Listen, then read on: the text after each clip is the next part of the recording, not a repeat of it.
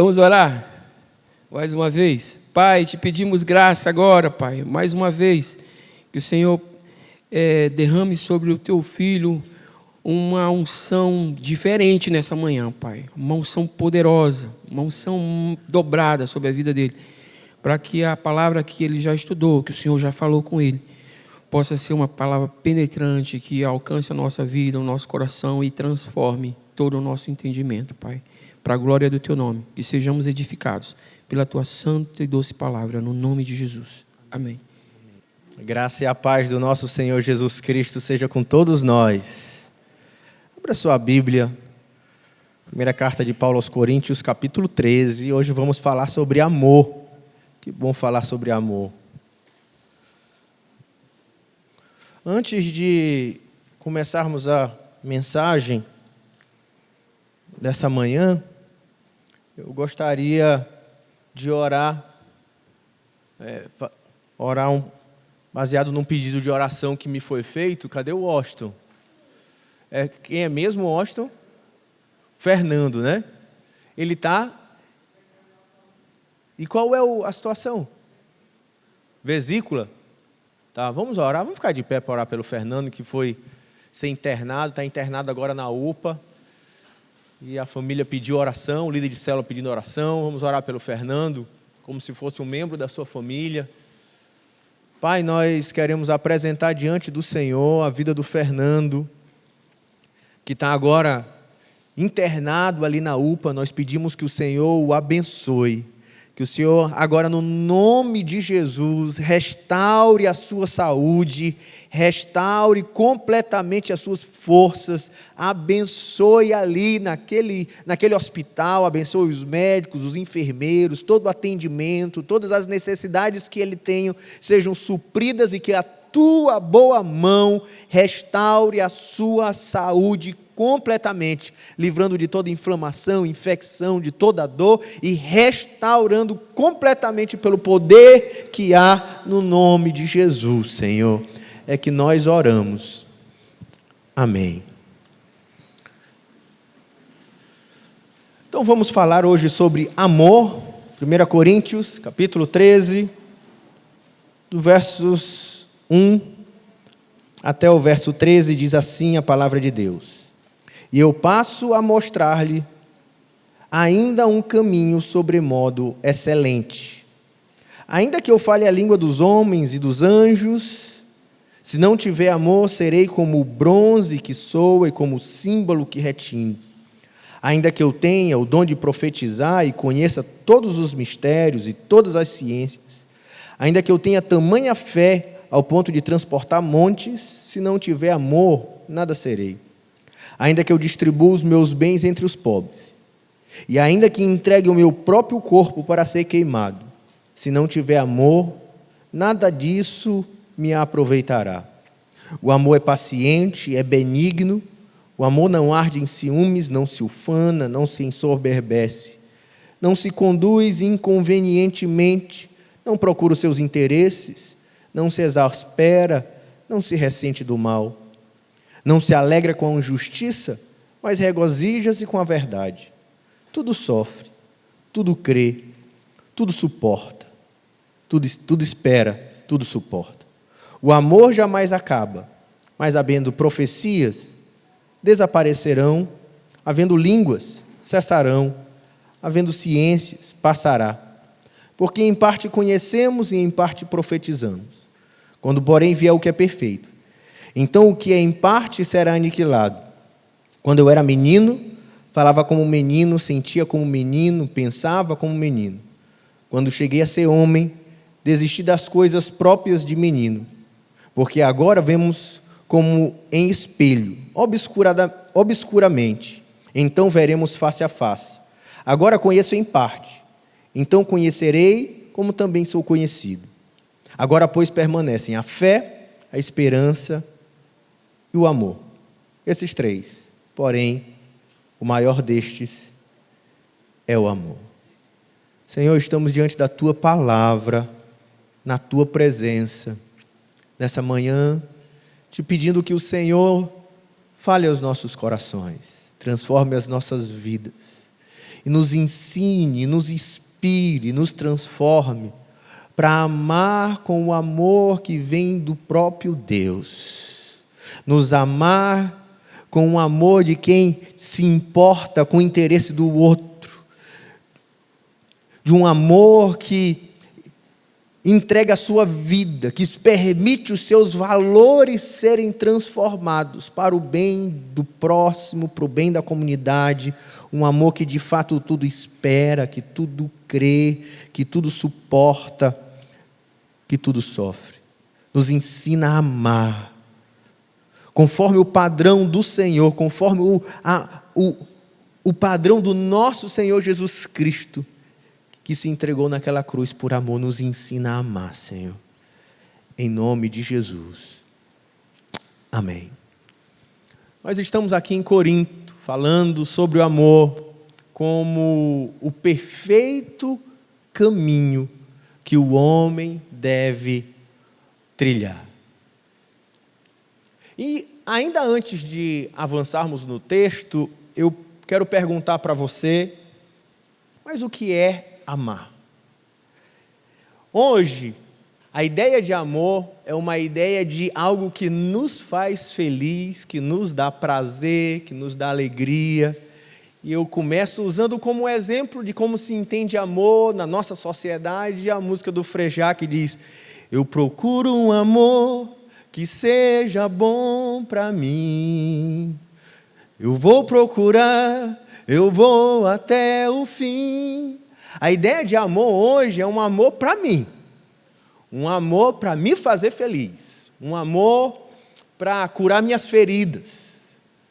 Um amor para me trazer alegrias. Mas qual é o padrão bíblico de amor?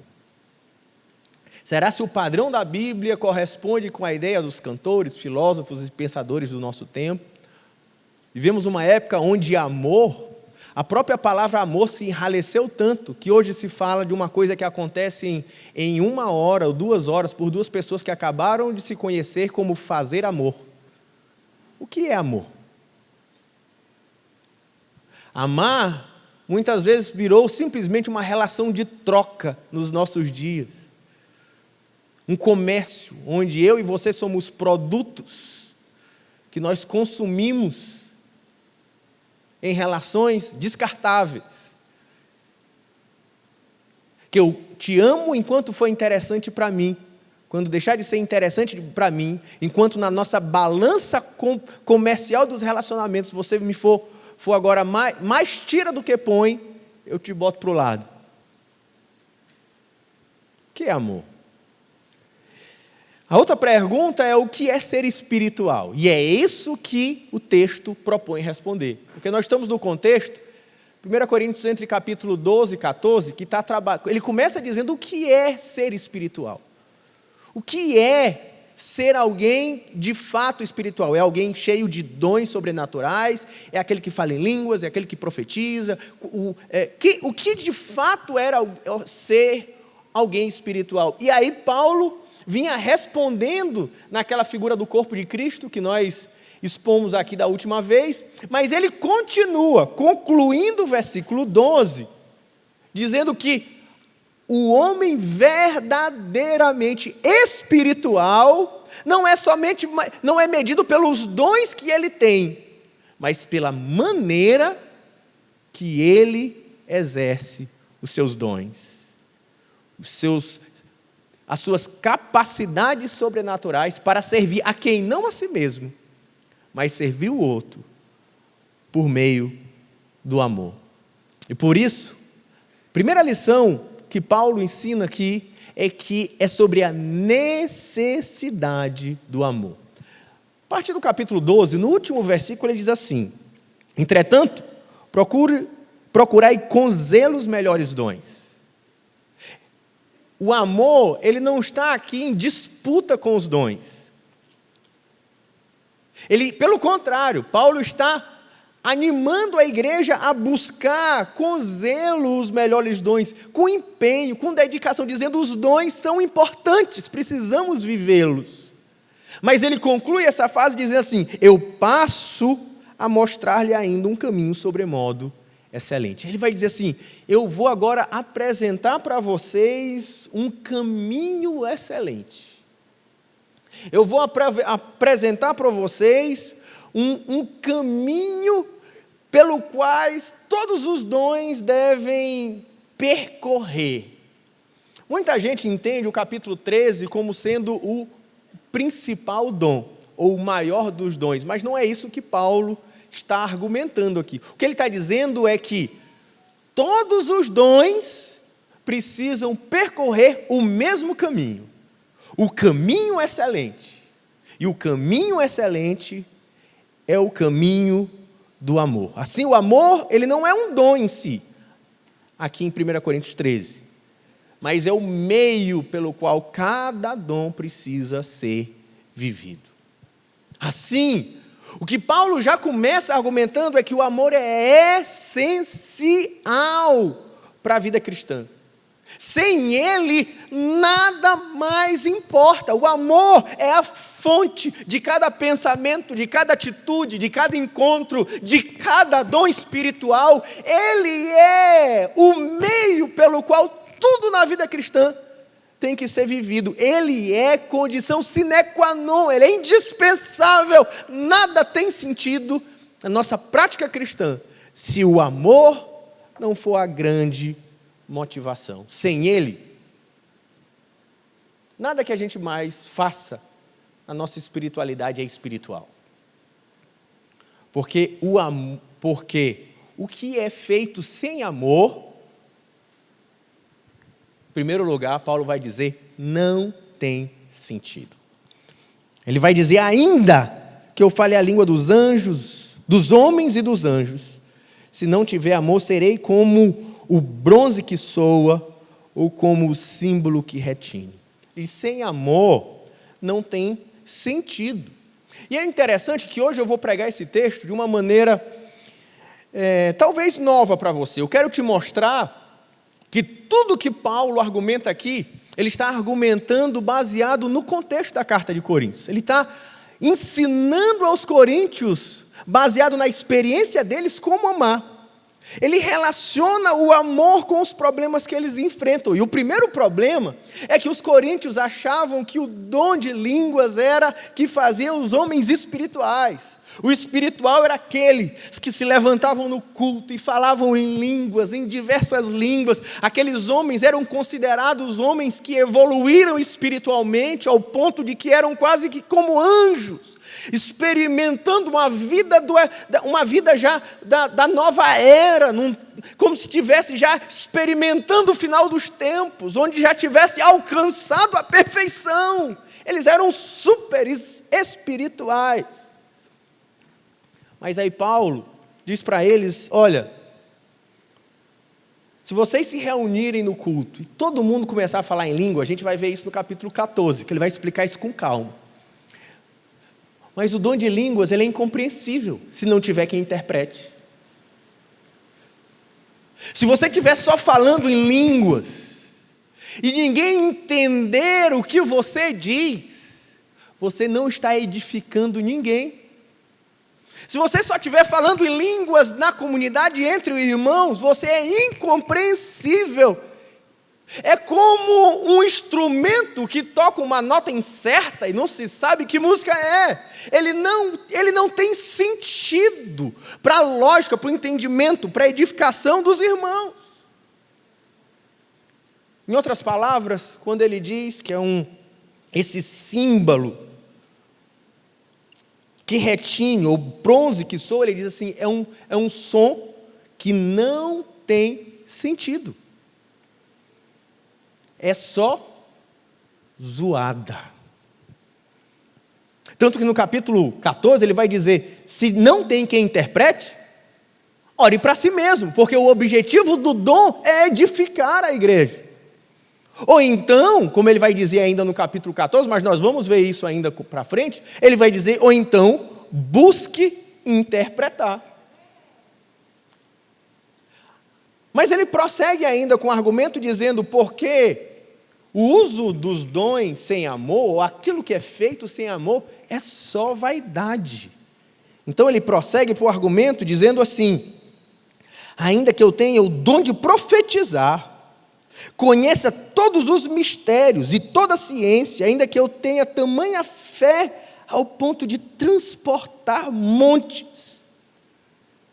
se não tiver amor, eu não sou nada. Eu nada serei. Aqueles de Coríntios tinham um problema do orgulho de Corinto, uma sede de filosofia grega, das faculdades, dos sofistas, especialistas em retórica, estavam ali naquela cidade, havia um espírito de vaidade intelectual. Eles acreditavam que, pelos capítulos 1 a 3, que o cristianismo era uma espécie de filosofia grega espiritual, uma forma de sofia divina. E para eles, Paulo, que é alguém que veio dessa cultura e se converteu, e provavelmente era um especialista em retórica, e que humilhava Paulo nessa questão na oratória, na retórica, na maneira de falar e de dialogar com o pensamento grego, eles começaram a achar os ensinos de Paulo muito mais impressionantes e interessantes do que de Paulo, e começaram a rejeitar a Paulo. E começou a gerar divisões na igreja, porque eles queriam aqueles que falavam melhor, eles queriam aqueles que tinham mais sabedoria, que eram mais sábios. Mas por isso que Paulo está trabalhando, dizendo, porque não me enviou Cristo para batizar, mas para pregar o evangelho, não com sabedoria de palavra, para que não se anule a cruz de Cristo, é o que ele diz lá no capítulo, no versículo 17. E ele ainda vai dizer um pouco adiante, só pegando alguns trechos dos primeiros capítulos, ele diz assim: irmãos, reparais, pois, na vossa vocação, visto que não foram chamados muitos sábios, segundo a carne. Pelo contrário, Deus escolheu as coisas loucas do mundo para envergonhar os sábios, para reduzir, olha a mesma expressão, a nada as que são, a fim de que ninguém se vanglorie na presença de Deus. O que Paulo está dizendo é que alguém que está usando os dons espirituais, alguém que profetiza, alguém que tem conhecimento, mistérios, que é as palavras que ele diz aqui, ou dons sobrenaturais, ou muita inteligência, ou capacidade de ensino, ele diz isso, se não for feito no amor, não te faz em nada especial. Você está usando só por vaidade, só para vanglória, só para busca de prestígio pessoal, de posição social, é só vaidade, não serve para nada, e não te faz em nada especial. Ele diz, nada serei. Existe, de fato, no meio da igreja, irmãos, quantas pessoas que não anseiam pelos dons que são legítimos, que devem ser buscados, dom de conhecimento, dom de profecia, dom de sabedoria, dom de línguas, todos são importantes, como vimos no capítulo 12, igualmente importantes. Mas muitos querem os dons para ter prestígio na igreja. Muitos querem ser mestres para poder ter um espaço. Quantos que querem profetizar ou querem realizar curas milagrosas para se achar alguém especial no reino de Deus, alguém que quando, por exemplo, ele vai para uma reunião de líderes, ele diz assim, porque Deus me falou. Pronto, ele deu logo uma martelada, né, Paulo? Pronto, o que vai discutir com esse irmão? Está dizendo que Deus falou, quem sou eu, né? Ele vai usando os dons para o proveito próprio, para o seu próprio orgulho, para que a igreja fique em volta dele e ele seja uma espécie de ungidão daquela congregação, é o profeta onde todos precisam de mim. É vaidade, irmão. Dependendo de como você lida com o seu dom. Talvez você tenha a experiência de conhecer alguém assim. Alguém que vive, é homem, pessoa, como os coríntios, é cheio de dons espirituais, mas é pura vaidade. Busca de prestígio e posição. E se você está fazendo qualquer coisa que seja espiritual, mas se não for por amor, é vaidade. Quantas pessoas que, eu quero ser líder de célula, Mas qual é a motivação? A gente quer muito que você seja, mas qual é a motivação? É para você ter uma posição de liderança na igreja? Se é só por vaidade? Ele está dizendo, não tem valor. Eu quero virar supervisor, eu quero virar pastor, eu quero crescer numa espécie de estrutura da igreja. Mas por quê? Qual é a sua motivação? Nós queremos muito que você queira isso, mas qual é a sua motivação? Se for por prestígio e posição, você não será nada, porque você só será alguma coisa, de fato, diante de Deus, se for feito por amor. E ele ainda vai dizer que isso não traz vantagem nenhuma. No versículo 3 ele vai dizer assim, ainda que eu distribua todos os meus bens para ser dado para os pobres. Olha, irmãos, alguém que está entregando a sua vida, tudo, como o jovem rico não quis fazer. Talvez ele está trazendo essa imagem, alguém que largou tudo, talvez como o próprio Paulo, que tinha uma posição de prestígio em Jerusalém, largou tudo para viver para o reino de Deus. Ou ainda que ele se entregue como mártir da causa do Senhor. Mas ele diz, se não tiver amor, isso não tem proveito. Nada disso se aproveitará. Isso não te traz proveito ou vantagem alguma. E eles também viviam o problema das boas obras. Assim como hoje nós vivemos um problema muito parecido com esse de Coríntios. É a época da ostentação das boas obras, né? Nós vivemos na época da ostentação. Tudo a gente quer ostentar. A gente quer ostentar o petit gâteau que a gente come, né? Tipo assim, esfrego na tua cara o meu petit gâteau, né? Morra de inveja, né? A gente quer... E uma coisa que eu acho que me deixa mais surpreso nas redes sociais, e eu estou dizendo que você já deve ter visto, eu já vi aqui, alguém que faz selfie de oração. Vocês já viram selfie de oração, não? Eu já vi, gente, selfie de oração. Selfie de entregar a cesta básica. Alguém já viu? Eu já vi. O cara entregando a cesta básica e tirando o selfie. É ostentação. É a coisa, eu quero contar para o mundo todo ver como as minhas boas obras são tão legais. Mas o que Paulo está dizendo é que se a tua motivação for a tua própria vaidade, aparecer, se a tua motivação, ainda que você entregue todos os seus bens, se não for por causa do genuíno amor, isso não serve nada para você, não vai te dar resultado espiritual nenhum. Se for pelo reconhecimento, pela fama, pela vanglória, isso não vai te trazer qualquer recompensa espiritual. Veja as palavras de Jesus, ele diz assim, guardai-vos de exercer a vossa justiça diante dos homens, lá no Sermão do Monte, com o fim de serdes vistos, porque eles, de outra sorte, não tereis galardão junto ao vosso Pai Celeste. Quando, pois, deres esmola, não toques trombeta diante de ti, como fazem os hipócritas nas sinagogas, nas ruas, para serem glorificados pelos homens. Em verdade vos digo que já receberam a recompensa. E o que ele ainda diz ainda no Sermão do Monte? Aqueles que tinham dons espirituais também, que profetizavam, que faziam milagres. O que parece Paulo ter as palavras de Jesus em mente. Ele diz assim, verso 22, do 7. Muitos naquele dia hão de dizer-te, Senhor, Senhor, porventura não temos nós profetizado em teu nome? Em teu nome não expelimos demônios, em teu nome não fizemos muitos milagres. Mas olha a resposta de Jesus naquele dia para eles. Como não tem proveito nenhum. Ele diz, então lhes direi explicitamente, nunca vos conheci. Vocês tinham dons sobrenaturais, milagres, profecia, mas eu não sei quem vocês são. Apartai-vos de mim, os que praticam a iniquidade. Porque, irmãos, a verdadeira sentido dos dons espirituais, enquanto que parecia haver uma disputa entre os dons mais importantes e os menos importantes em Coríntios, ele vai dizer, não, o dom não é para criar disputa. O dom não é para criar uma classe dos mais espirituais na igreja.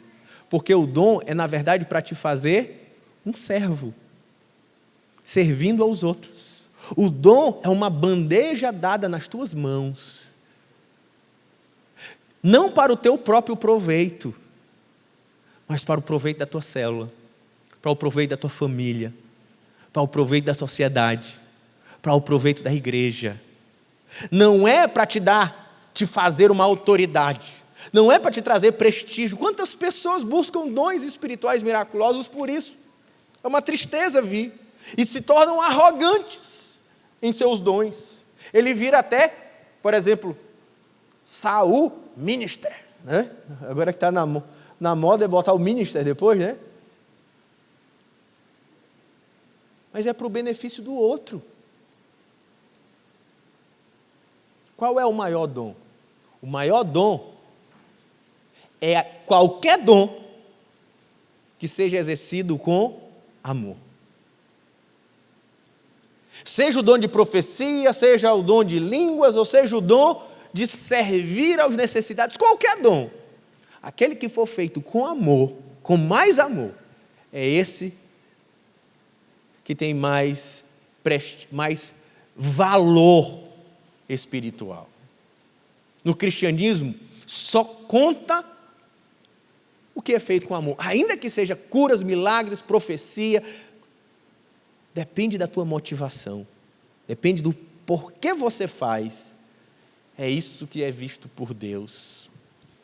E aqueles que se achavam super espirituais ali em Corinto, os super espirituais, os que falavam na língua dos anjos, cheios de sabedoria, conhecimento e retórica, Paulo está olhando para eles dizendo isso como quem fala: você quer saber algo que é verdadeiramente espiritual? Vou ensinar para vocês o que é ser espiritual. E essa lição serve para nós aqui. Sabe o que é espiritual? É aquilo que é feito no amor. O que é feito no amor é espiritual. Você quer ser alguém espiritual? Ame seu marido. Ame sua esposa. Você quer ser um homem ou uma mulher espiritual? Ame seus filhos. Você quer ser um homem ou uma mulher espiritual? Ame a sua célula. Ame os irmãos da igreja. Ame o porteiro do prédio. Ame o seu colega de trabalho. Ame os irmãos da sua comunidade, da sua igreja. Ame, porque as suas atitudes de amor são o que tem verdadeiro valor espiritual. E é a esses que amam que Deus quer derramar capacidades sobrenaturais para exercer o seu amor na vida dos outros. A verdadeira espiritualidade está na vida de amor, muito mais do que no som, na zoada sobrenatural de manifestações de dons, ainda que todos são importantes para a prática do nosso amor hoje. E aí ele vai explicar o que é o amor. Ele vai dar o significado do amor, em segundo lugar, na segunda estrofe dessa poesia, desse texto poético de Paulo. E o primeiro lugar, ele começa com as duas primeiras palavras dizendo o que o amor é. Ele vai dizer que o amor é paciente e bondoso. O conceito inicial de Paulo sobre amor, ele pega uma palavra passiva, uma qualidade passiva e uma qualidade ativa que representam o amor. A paciência no sentido de suportar, de esperar, de aturar. E a bondade no sentido de agir, de cuidar, de servir, de suprir, de fazer o bem. E a primeira palavra é o amor paciente. O amor paciente é um amor que não desanima, porque só podemos viver em comunidade. Irmãos, olha o que eu vou dizer. Só é possível viver em comunidade com um amor paciente. Porque nós somos imperfeitos. Eu sou imperfeito, você é imperfeito. Quem é perfeito, levanta a mão. Ninguém teve coragem, né? Deixa eu abaixar a minha também. Só vamos viver entre nós imperfeitos com paciência. Não desanimando diante das nossas imperfeições. Não desanimando, mas sofrendo com os nossos aborrecimentos. Mas continuando juntos. E para isso, A ideia de perfeição está ligada à ideia de nós vamos ter que nos perdoar sempre, toda vez. E Jesus estabelece o padrão do perdão para o casamento, para a célula, para amigos. Qual é o padrão de perfeição? Qual é o padrão bíblico de paciência? Você deve perdoar em um dia, diz o Senhor Jesus, 70 vezes 7. Esse é o padrão bíblico do amor. É alguém que nós vamos andar juntos e eu vou te perdoar. Como ele diz em Mateus 18, a partir do verso 15, se algum irmão pecar contra ti, vai até ele. Se ele te ouvir, ganhaste o teu irmão. Mas se ele não te ouvir, chama mais 2 ou 3. E se ele não te ouvir, leva para a igreja. O que ele está dizendo? É um amor insistente. Eu insisto em te perdoar e eu não vou te largar. Mas eu vou teimar com você para mantermos juntos. É um modo de vida, quando a gente conhece aquela parábola do credor incompassivo, de que um homem foi perdoado por muito, mas não perdoou aquele que lhe devia bem pouco, e o Senhor acaba o punindo por isso. É alguém que reconhece que quando Jesus nos perdoou dos nossos pecados, quem foi perdoado por Jesus? Quando Jesus te perdoou dos teus pecados, foi graça. Você não merecia. Mas Ele te perdoou. E aquele texto do credor incompassivo te diz assim: agora diante de Deus, você é devedor de amor. Por isso que você ora no Pai Nosso como? Perdoa as minhas ofensas, assim como nós perdoamos quem nos tem ofendido. Você ora isso. A gente no Senadinho ora essa oração todos os dias. É um modelo de quem reconhece a graça. Agora, se você decide não amar de forma paciente, beleza. Mas você aceita que esse seja o padrão do perdão de Jesus para você? O que você acha? Me perdoa as minhas ofensas como eu perdoo. Eu só perdoo uma, eu só vou até a terceira. E se esse padrão for para você, o que você acha? É esse o padrão que você quer? Padrão do amor bíblico é o padrão da paciência. Tanto que no final ele abre essa poesia e ele fecha essa poesia com a ideia da paciência. Ele vai dizer lá no último, no verso 8, ele vai dizer: tudo sofre, tudo crê, tudo espera, tudo suporta.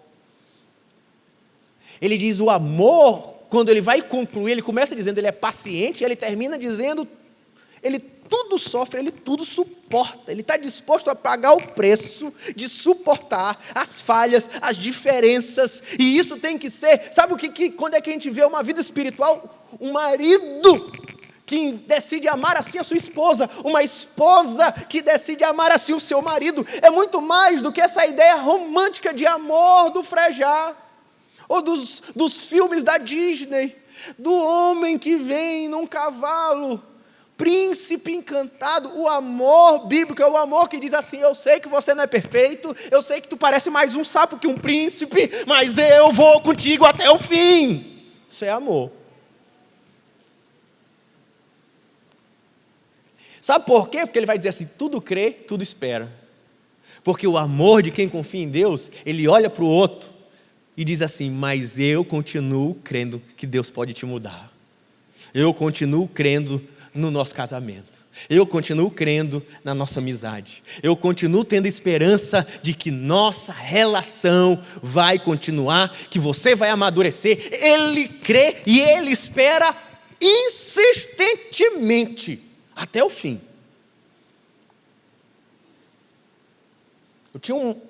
A minha avó Carmé tinha um neto predileto, né? Pode dizer isso assim, né? Ah, verdade, né? O neto predileto era Flávio. Flávio era um neto que às vezes dava trabalho para ela, muitas vezes dava trabalho para ela. Muita gente desistiu de Flávio, apagou Flávio da vida, da história, da família. Minha avó nunca desistiu de Flávio. Minha avó sempre acreditou e esperou que Flávio ia superar. Isso é amor. Isso é espiritual. De quem acredita até o fim na relação. É amor. Por isso que o amor é eterno. Não é eterno porque a paixão é eterna. Não, porque é um valor de quem entende o que é o amor de Deus. E ele é bondoso, porque ele também não é só passivo no sentido de ficar esperando, confiando, crendo, orando, suportando, mas ele é ativo nessa relação de fazer bem, de investir, de cuidar, de promover, de ofertar. Ele faz o bem, ele suporta no sentido de: eu vou te deixar de pé, eu vou andar contigo, eu não vou te deixar caído. É um amor com atitudes. Até onde você está disposto a ir em Deus, nessa caminhada do amor? Já que ele inaugurou dizendo tudo suporta, ele inaugurou dizendo é paciente, ele inaugurou dizendo: olha, vocês aí de Corinto estão em guerra, mas até onde vocês estão dispostos a ir juntos? Depois ele começa a dizer o que não é amor. E eles são tirados também diretamente das experiências dos coríntios. E o recado para eles é: olha, vocês se consideram tão espirituais, vocês se consideram tão pneumáticos, mas vocês não estão se comportando como cristão, não. Olha o que vocês estão fazendo. Em primeiro lugar, ele diz: o amor não disputa. Ele vai dizer: não é invejoso. E a ideia de invejoso aqui é a ideia de brigas que haviam entre eles. Havia aqueles, como vai dizer 1 Coríntios 3,4, ele vai dizer: eu sou de Paulo, eu sou de Apolo. Ele está dizendo que esses estão sendo mundanos. Lá no versículo 4, capítulo 3, olha, vocês não sabem que vocês que estão disputando entre os que são de Paulo e os que são de Apolo, vocês não são espirituais, vocês são mundanos. O que ele está falando? Porque vocês são carnais, diz o versículo 3. Visto que há, olha o que há entre eles: inveja e divisão entre vocês. Ele diz: olha, o amor, gente, vocês se dizem tão espirituais, mas o amor, aquilo que de fato é espiritual, não há inveja nem divisão. Inveja e divisão não estão entre os espirituais, estão entre os mundanos. Essas semanas para trás eu escutei uma frase num processo de divisão que diz assim: o Senhor me mandou dividir. O Senhor me mandou. Eu estou fazendo isso contra a minha vontade, eu estou fazendo isso porque Deus me mandou por meio de profecia. Não conhece capítulo 12, 13 e 14 de Coríntios, ou nunca leu como quis ler. Porque como é que o Deus que escreveu esses textos vai mandar por meio de profecia separar entre Apolo e Paulo? Ele sempre está mandando juntar. Separar, não. E ainda mais, eu digo para vocês, ele está dizendo assim: vocês se acham espirituais, mas não estão percebendo que de fato são carnais. Ele diz ainda, Filipenses, não façais nada por partidarismo ou vanglória, mas por humildade, considerando cada um ao outro superior a si mesmo. Não tenha cada um em vista do que é propriamente seu, senão também cada qual o que é do outro. Ele diz: olha, não tenham partidos dentro da igreja, ele vai dizer aos filipenses. Ele vai dizer: não se vangloria, porque eles que se achavam espirituais, eles se vangloriavam, eles se ufanavam, como está na revista, na João Ferreira de Almeida. A ideia de, eles se gabavam, eles se exaltavam, porque eu falo em línguas mais do que vocês. Eu profetizo, eu tenho dom de cura, eu sou o cara, esse cara sou eu. Os espirituais, eles tinham esse corinho, né? Esse cara sou eu. E na verdade, porque eu sou o mestre, eu estou falando aqui porque o Senhor me deu a profecia, porque eu sou santo, porque eu sou o cara. Irmão, isso é coisa de gente carnal. E tem gente cheia de dom, se dizendo espiritual, mas Paulo está dizendo mas a sua vanglória mostra que você é carnal, como os coríntios faziam.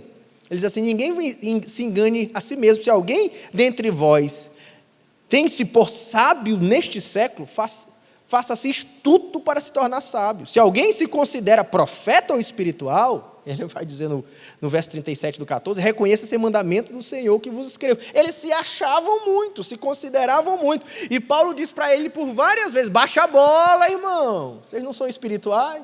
Vou ensinar vocês a amar. Não se ensoberbeçam. É o que ele vai dizer agora. Porque eles passaram a resistir o apóstolo.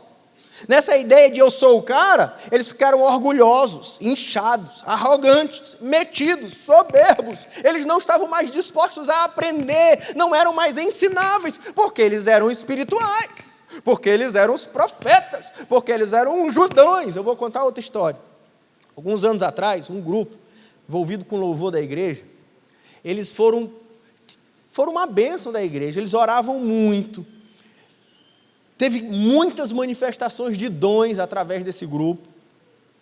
Eles oravam noites inteiras. Mas o que aconteceu com eles? Eles se ensoberbeceram.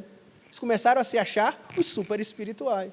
E sabe o que foi que eu e o pastor Afonso, o pastor Tito, na época que estava pastoreando junto com a gente aqui no Turu, a gente ouviu ele dizer assim: não, nós não consideramos vocês nossos pastores. Sabe por quê? Porque nós passamos em vocês no nível de espiritualidade. Esse cara sou eu, né? Falei: opa, desculpa, foi mal. Ele está dizendo que, olha, como é que você se diz espiritual e você se ensoberbece? Pelo contrário, a espiritualidade vai te fazer amar e o amor vai te fazer humilde. E eu trago um exemplo do Adriano. Eu não vi a carinha dele hoje aí. Adriano está aí? Não? Tá não, então ele vai ver, manda só o vídeo para ele, né? Dizer que eu falei dele. Uma coisa que eu fico impressionado com o Adriano, está no meu livro isso, Ser Igreja, eu conto lá, que eu sempre fiquei impressionado que Adriano é um professor universitário, mestre em antropologia ou sociologia, e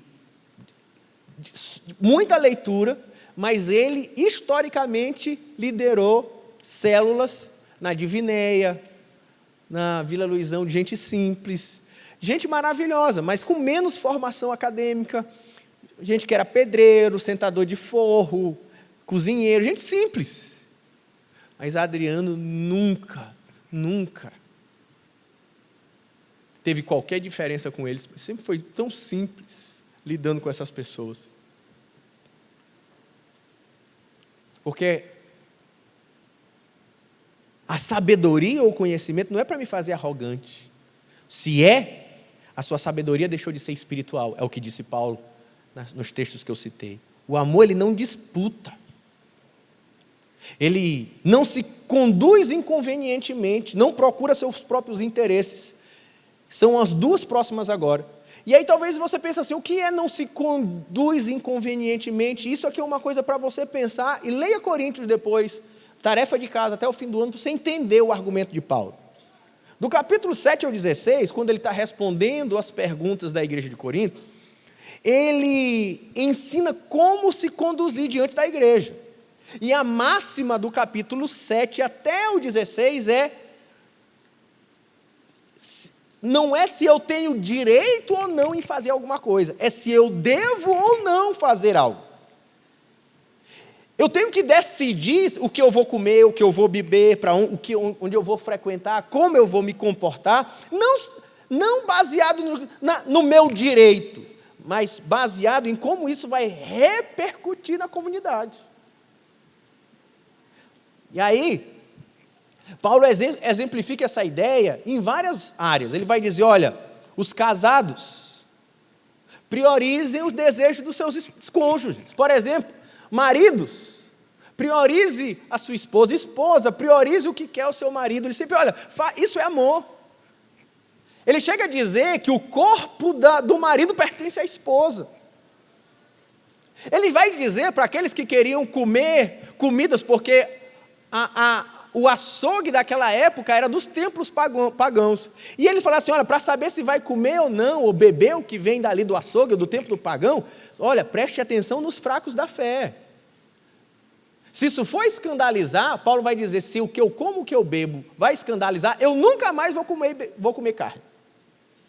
Não é porque eu tenho ou não direito de comer carne, que ele diz assim, não tem problema nenhum, mas eu não faço para não ofender os irmãos. Ele vai dizer, eu me fiz, por exemplo, de judeu para com judeu, de grego para com grego. Por quê? Para fim de ganhar a todos. Ele diz, o que eu vivo, ou como eu vivo, não estou pensando se eu posso ou se eu não posso. A pergunta é como é que isso vai repercutir na minha família, na minha igreja. Ele mesmo diz, olha, eu abri mão do meu salário, que eu tinha direito entre vocês, para que isso não fosse empecilho para eles pregar o evangelho. Ele vai dizer uma série de argumentos na mesma linha. Sabe por quê? Porque ele vai dizer que o amor, ele não está preocupado nos seus direitos. O amor está preocupado no interesse do outro. 1 Coríntios 10, 23, ele vai dizer, todas as coisas são lícitas, mas nem todas convêm. Todas são lícitas, mas nem todas edificam. Ninguém busca o seu próprio interesse, e sim o que é do outro, de outrem.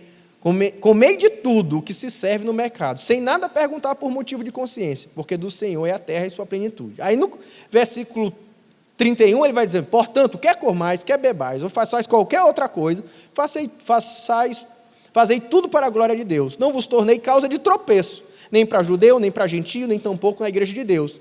Assim como também eu procuro em tudo ser agradável a todos, não buscando o meu próprio interesse, mas o de muitos, para que sejam salvos. Ele está dizendo, olha, gente, tudo que você vai fazer, não é se você pode ou não. Aí aqui eu dou uma parada principalmente para os jovens. Cadê os jovens? Levanta a mão, jovens, que eu quero ver vocês.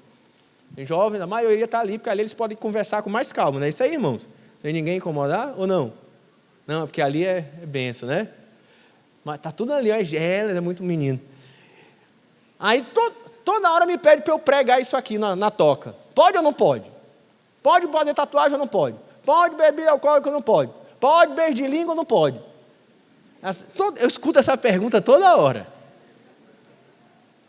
Aí eu quero dizer assim, sabe o que Paulo está dizendo aqui? Depende. Depende. Depende do quê? Se você vai fazer tatuagem ou não. Se você vai beber bebida alcoólica ou não. A grande questão não é se a Bíblia vai dizer se pode ou se não pode. A Bíblia vai dizer como isso vai repercutir na sua comunidade. Como isso vai repercutir na sua família. Coríntios capítulo 7 até o 16. Ele está perguntando assim, como fazer uma tatuagem vai repercutir nos seus pais, na sua família. É isso? O critério não é pode ou não pode, o critério é o do amor. Eu devo ou não devo beber? Como isso vai repercutir nas pessoas que estão em volta de ti? Não é o se eu posso ou se eu não posso, o critério é o do amor. Como isso vai? Isso vai afastar, vai atrapalhar ou vai atrair? Não é só se é pecado ou não, a gente tem que ir além do que se é pecado ou não, é o que Paulo diz. Ele mesmo diz, eu tinha direito de receber salário, mas como isso ia atrapalhar em Corinto, eu abri mão. Olha, abriu mão do salário, foi fazer tenda em Corinto, é o que ele diz, um dos argumentos. É isso que ele está dizendo, o amor, ele não está pensando em si, ele está pensando se isso edifica. É aí que ele vai dizendo, se o que eu como, eu tenho que pensar se edifica, não é se me edifica. Muita gente acha assim, é se edifica o outro. Eu tenho que fazer aquilo que vai edificar o outro, eu tenho que pensar na comunidade. E por isso ele já caminha, por fim, para a reconciliação, dizendo, não se ira com facilidade e não guarda ressentimento. Agora ele já vai dizendo, olha gente, o amor, ele não se deixa provocar. Ainda que tenham disputas entre vocês, o amor não se deixa provocar. Alguém quer te provocar, a ira, segura a onda, isso é amor. Esfria a cabeça, é amor. Confere até 3, é amor. Vou dar uma sabedoria de casal, vocês sabem. Começa a discutir um assunto. A mulher exaspera, dá logo uma resposta. O que você faz na hora? Dá outra do mesmo tamanho? Não, sabe qual que é amor? Eu tenho até um argumento para dar. Eu vou guardar para amanhã. Gente, eu vou guardar para amanhã. Não se deixa provocar, essa palavra, não se ira com facilidade. O que eu estou discutindo com um amigo, e me deu uma raiva, ele me tratou mal, eu vou responder à altura? Não, o amor diz, guarda a língua. Não se deixe provocar. E ele está dizendo, olha gente, se está tendo disputa, sabe como é que acaba a briga? Esse argumento de Paulo é que um não briga quando dois não quer. Não, dois não brigam quando um não quer, é o que ele está dizendo. Segura a onda, confere até 3, deixa para depois. E não guarde ressentimento. Vocês estavam brigando? Vamos largar, vamos estender bandeira branca, né? O pessoal de Paulo e de Apolo aí, vocês vão ver no capítulo 16 que Paulo e Apolo não tem nada a ver, eles são amigos. Vocês que brigam, dizendo que são de Paulo e de Apolo, ele está dizendo, bandeira branca, rapaz, deixa isso para trás, não guarda rancor não. O amor é isso é espiritual. Espiritual não é saber quem entre vocês fala mais línguas, espiritual é saber quem está disposto a se perdoar no meio das disputas. Paulo está propondo agora uma reconciliação e dizendo, o amor é o fim da guerra. Vou te dizer uma coisa, irmão, sabe o que é profundamente espiritual? Se eu falasse em línguas, alguém pensaria, se eu profetizasse, se eu orasse pelos enfermos. Você quer fazer algo que tem profundo valor espiritual e é sinal de um homem ou de uma mulher espiritual? Perdoe quem lhe ofendeu. Reconcilie-se com quem você tem relacionamentos quebrados. Isso é espiritual. É o que Paulo está dizendo. Desfaçam os partidos. Isso é espiritual. Não se alegre com a injustiça, com as disputas, com as guerras, com as diferenças, mas se alegre com a verdade, com a paz, com a harmonia, com o amor mútuo, com a paciência, com a benignidade. E por fim, nos últimos versículos ele diz, por quê? Olha o argumento final. Os dons vão passar, vão cessar, mas o amor dura para sempre. Olha, os coríntios, eles se consideravam tão espirituais, eles estavam se ensoberbendo e brigando por coisas transitórias, é o que Paulo termina argumentando. Ele diz, os dons vão cessar. Dom de profecia, ele vai dizer, desaparecerá. O dom de línguas vai desaparecer, vai cessar. O dom de ciência vai passar. Paulo está dizendo, vocês estão brigando por coisas que vão passar. Por quê? Ele diz, porque hoje, tudo que a gente faz precisa de profecia, precisa de língua, precisa de dom de ciência, porque a gente só conhece em parte. Parte profetizamos. Nós conhecemos como criança. São uma série de metáforas, alegorias que ele coloca. Nós olhamos de maneira indireta, como por um espelho. E por causa disso, a gente precisa dos dons espirituais. A gente olha as coisas espirituais por meio dos dons, como quem olha para uma foto, como quem olha por meio de uma videoconferência. Por isso precisamos dos dons. Mas um dia eles não serão mais necessários. Um dia nós não precisaremos mais de profecias. Sabe por quê? Porque a gente vai olhar Deus como Ele é. A gente vai ter perfeita revelação de todas as coisas. Nós seremos perfeitos e os dons não serão mais necessários. Mas quando?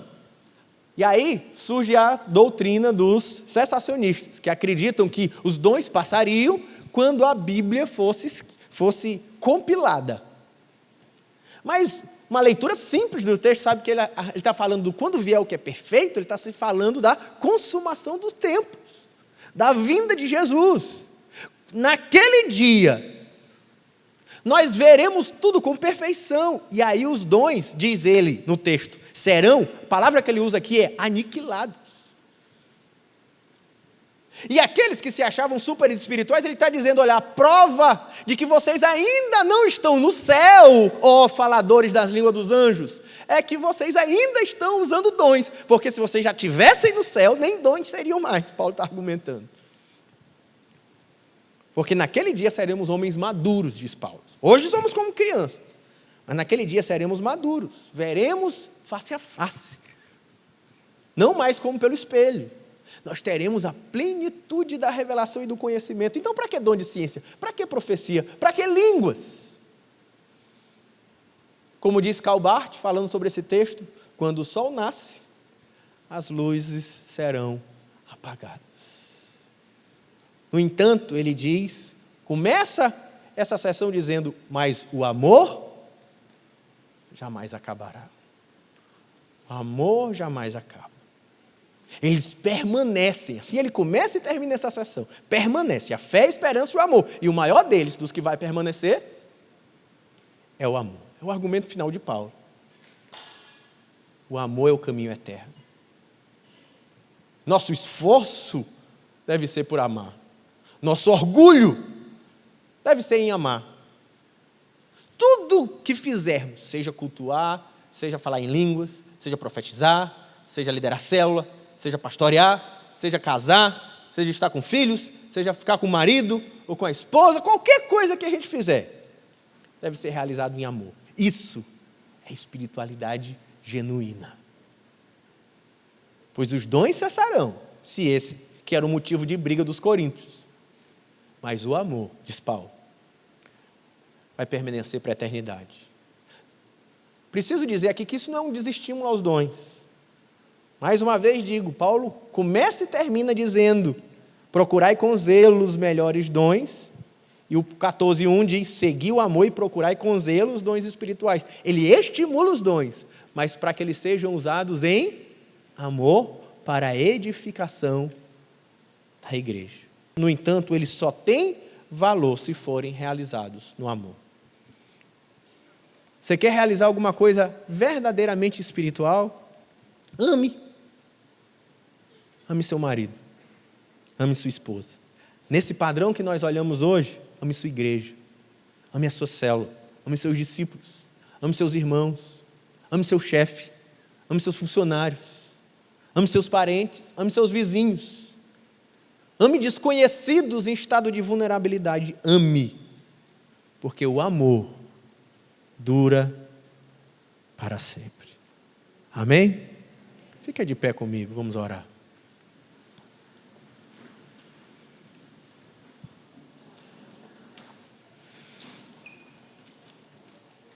Senhor Jesus, nós louvamos o Senhor nessa manhã. Te damos graça. Glorificamos o Teu nome. Te exaltamos, reunidos nesse lugar. E nós te pedimos ao Espírito Santo de Deus que nos enche, que nos encheu, e que falou conosco pela Tua palavra, que o Teu Espírito nos capacite a viver esse padrão de espiritualidade. Um padrão que está disposto a viver para amar ao próximo, amar a igreja, que vive não em busca dos seus interesses, mas vive em busca do interesse do outro, que não vive em busca de se servir, mas vive em busca de servir o outro, que não vive em busca em função da sua felicidade, mas em função e busca da felicidade do outro. Nos ensina a amar no padrão de Cristo, cuja sua maior obra foi se sacrificar naquela cruz por amor. Nos ensina, Senhor. Eis-nos aqui, como servos nas Tuas mãos.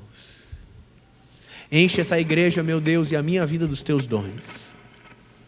Que haja fluindo no nosso meio, haja mestres, haja profetas, haja operadores de milagres, haja sabedoria, haja conselho, haja serviço, haja administração. Meu Deus, derrama realizações. Ó Deus, derrama operações no meio do Teu povo, Senhor. Que em cada célula haja operação dos Teus dons, que o Senhor opere e faça através de cada irmão, aonde ele estiver, em cada família, haja cura, haja milagre, haja profecia, em cada um de nós, o Teu Espírito tenha total liberdade de operar, mas sobretudo, Senhor, nos ensina a caminhar no caminho do amor, no caminho que sai da comodidade, que sai do conforto, que sai do egocentrismo, da vaidade, Senhor, que sai da comodidade, meu Pai, conduz a tua igreja no caminho do amor. É o que nós oramos no nome de Jesus. Amém.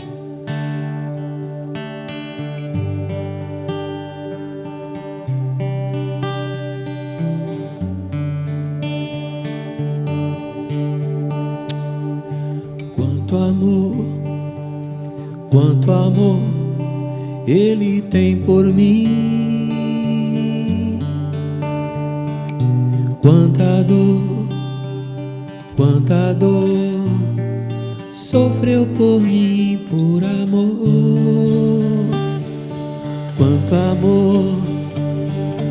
amor Ele tem por mim, quanta dor sofreu por mim por amor. A razão de tão grande amor foi mostrar que a minha vida tem valor. Sou tão precioso para Deus, que me deu o seu filho pra morrer na cruz por mim.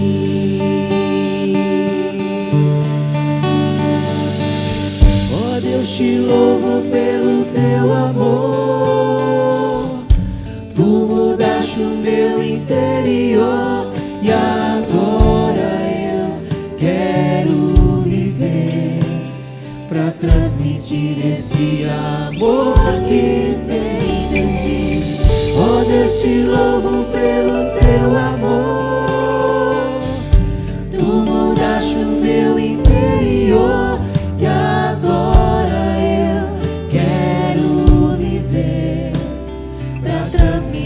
esse amor que vem de ti. Que o amor de Deus Pai, a graça do nosso Senhor Jesus Cristo e as doces consolações do Espírito Santo, derramando sobre nós do teu amor, seja hoje sobre as nossas vidas e para todos sempre. Amém, amém e amém.